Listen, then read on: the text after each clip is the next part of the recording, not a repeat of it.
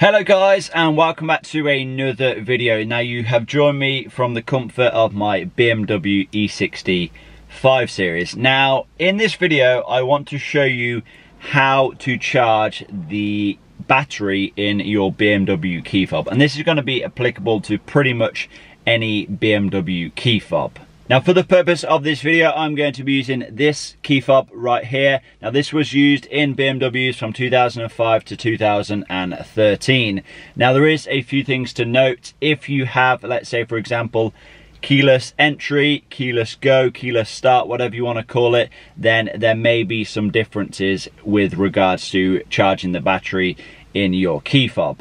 But if you do not have keyless entry, keyless go, keyless start, whatever you want to call it, then literally to charge your key fob, all you need to do is this. You just need to insert your key fob, no, not down there, in to the ignition.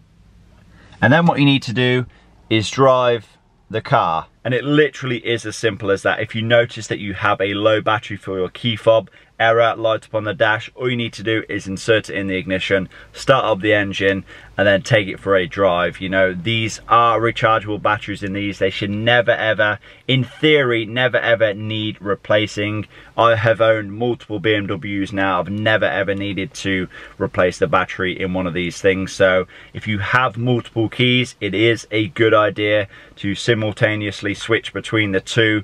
You know, you don't want to have one sitting in a drawer for a year or so, because the battery will more than likely, you know, drain down next to nothing. So yeah, a good idea to, you know, change between your keys and keep the battery topped up in them. Now, let's say for example, you have keyless start, keyless go, keyless entry, and you don't even put the key fob into a physical ignition barrel. Well, that's slightly different. Now you will have a battery inside which you can replace, and if you have this key fob right here, well, it looks a little something like this, then what you're going to want to do is remove the key blade itself, which if you press down the button on the back there, the key blade itself should slide out. And then if you have a look in here,